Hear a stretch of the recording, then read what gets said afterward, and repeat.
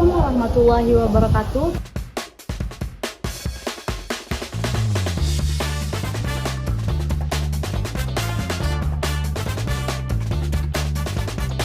Perkenalkan, nama saya Zahra Saukiah, NIM 24020515, Program Studi Hukum Bisnis, Universitas Islam Negeri Mataram.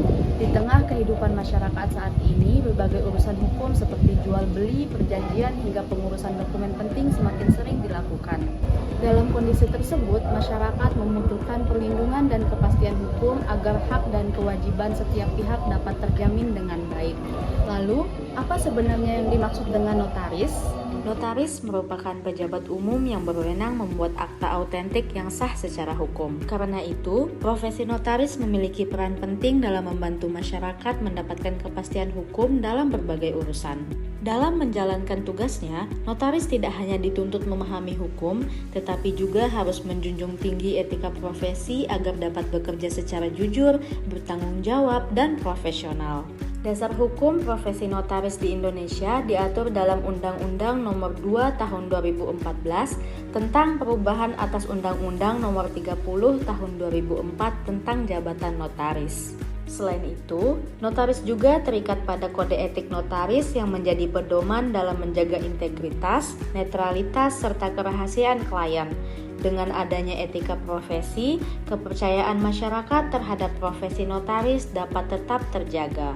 Untuk mengetahui lebih lanjut mengenai penerapan etika profesi notaris dalam praktik hukum secara langsung, saya telah melakukan wawancara bersama salah satu praktisi hukum. Melalui wawancara ini, narasumber akan menjelaskan pandangannya mengenai peran notaris, pentingnya kode etik, serta tantangan yang dihadapi notaris dalam menjalankan tugasnya di tengah masyarakat. Baik, Assalamualaikum warahmatullahi wabarakatuh. Perkenalkan, nama saya Zahra Saukiah, mahasiswa Program Studi Hukum Bisnis dari Universitas Islam Negeri Mataram.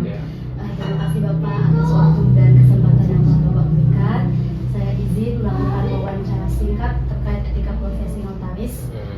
Jika Bapak berkenan, saya akan memulai pertanyaannya. Silakan. Baik Pak, langsung saja pertanyaan pertama. Menurut Bapak, apa tugas utama seorang notaris dalam masyarakat? Kalau yang paling orang banyak tahu ya, pertama kan buat autentik ya, tapi padahal tugasnya itu banyak banget. Bukan itu aja, kayak memastikan tanggal kepastian dari dokumen, menyimpan fotokopian yang harus disahkan, dilegalisasi, banyak pekerjaan. Tapi yang paling umum orang tahu tuh yang buat autentik, macam kayak gitu. Biasanya orang kalau buat notaris ya. Baik Bapak, pertanyaan selanjutnya, menurut pandangan Bapak, seberapa penting etika profesi notaris, etika profesi dalam menjalankan profesi notaris? Penting banget ya, soalnya kita jadi jadi ada jembatan yang mengejaga kita sama notaris ke masyarakat ya, nggak semau-mau jadinya ya. Jadi etika profesi notaris itu penting banget. Istilahnya sebagai pembatas lah, jadi kita nggak semau-mau sama notaris lain, nggak semau-mau sama masyarakat. Terima kasih Pak atas penjelasannya. Lalu apa saja nilai-nilai yang wajib dimiliki oleh seorang notaris menurut Bapak? Jadi yang kayak tadi ya, ada seingat saya dulu itu lumayan banyak ya, 7 per 8 ya. Tapi yang paling penting itu ya kejujuran ya. Notaris itu jujur ya, nggak boleh memihak dia, nggak boleh memihak, terus bertanggung jawab sama apa yang memang tugasnya dia. Tapi menurut saya yang paling penting itu jujur itu ya, jujur. Jadi apa yang tertera, dokumen macam itu harus sesuai dengan akte yang dia buat ya. Paling fatal itu soalnya kalau nggak jujur ya.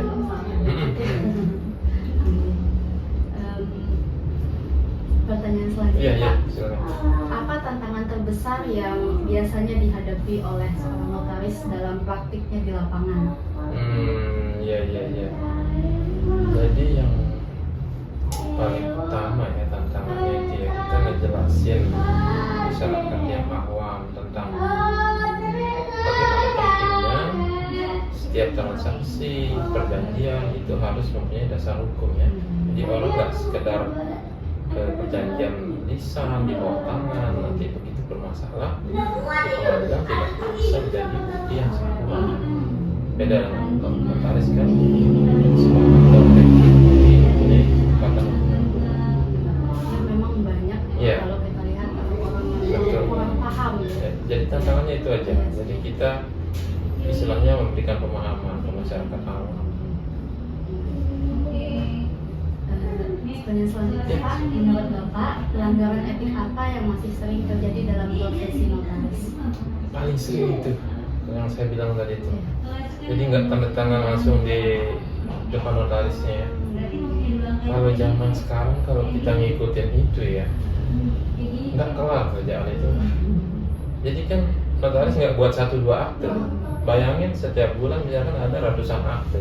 Bagaimana cara notaris memanage waktu itu untuk tanda tangan di depan notaris? Tapi apa sih namanya? Berarti kan banyak banget tuh orang yang Tapi notaris punya siasat istilahnya kayak notaris dokumentasi video. Kalau kita mau ngikutin itu lama ya prosesnya ya, susah kita manage waktu. Yang paling sering itu, tanda tangan tanpa. iya, tidak di depan notaris. Menurut Bapak hal seperti itu terjadi tuh karena apa sih? Manage waktunya itu. Iya Kecuali sih, notaris benar-benar. udah punya misalkan ya setiap bulan dia 10-20 akte ya masih oke lah. Misalkan kalau notaris udah punya ratusan ribuan akte, gimana caranya tanda tangan depan notaris? Pak, terus selanjutnya menurut Bapak, apakah sistem pengawasan terhadap notaris saat ini sudah berjalan efektif? Yang menurut saya sih masih efektif ya. Ya, tetap pemeriksaan setiap tahun. Udah ke pertanyaan terakhir Ya, Pak, ya, saya mau silakan. tanya pesan dan saran Bapak kepada mahasiswa yang mungkin kedepannya ingin menjadi notaris juga seperti Bapak. Ya, nabung dari sekarang lah. Nabung dari sekarang, kalau memang menjadi notaris nabung dari sekarang. Siap-siap sabar dengan prosesnya. Itu aja. Karena biayanya lumayan kalau menurut saya. Untuk dari awal itu lumayan ya. Nanti yang besar setelah selesai S2-nya itu. Karena ikut seminar itu bayar. Selama 6 bulan itu Pak? 2 tahun. 2 tahun magang bersama. Yang pertama itu 6 bulan. Setelah 6 bulan baru boleh ikut magang kedua. Udah setahun kan? Itu bayar. Selama proses itu selesai, itu kita itu ngumpulin poin itu kalau nggak salah ya sekarang 18 poin. Itu didapatkan melalui seminar-seminar nasional. Setiap seminar itu kalau saya lihat sekarang ya, satu seminar itu bisa sampai 1 juta, 7 seket, paling murah 350. Itu poin cuma 2 paling, 2-3, kecuali seminar nasional yang 4 poin. Tapi kan kita ke Jakarta, keluar kota, harus itu seminar daerah sekali, seminar provinsi sekali, seminar nasional sekali, baru boleh mengikuti ujian kode etiknya. Itu pun kalau lulus. Kalau lulus berarti banyak banget sih Banyak biaya tahapnya. yang dikeluarkan. Terus apakah ada kayak bantuan gitu Pak yang Nggak ada. Nggak ada. Mandiri banget. Betul. Kira Itu kayak pure pribadi. beasiswa kan ada. Nggak ada. Nggak ada ceritanya profesi swasta lulus kan. Ini kan sudah lulus. Ini step selanjutnya Step untuk menuju ini notaris. kita Menuju notaris. Kalau S2-nya kan notaris dia strata S2, bukan kayak S2 zaman dulu kan. Udah pasti notaris, nggak bisa ngelamar bank, nggak bisa kemana-mana. Kalau S2 notaris sekarang dia dianggap S2 biasa. Berarti harus 2 Iya, tahun mau jadi dosen, misalkan belum di pertengahan jalan menjadi dosen bisa tetap S2 itu. Terima kasih Pak, jelas Betul. sekali. Pokoknya itu aja. Sabar, Baik prosesnya Pak. masih panjang. Terima kasih Pak Oke. atas waktunya dan kesempatannya. Semoga ilmu yang Bapak kasih ke saya dan apa ini semua ilmu yang Bapak berikan dan semoga bermanfaat ke Iya. depannya.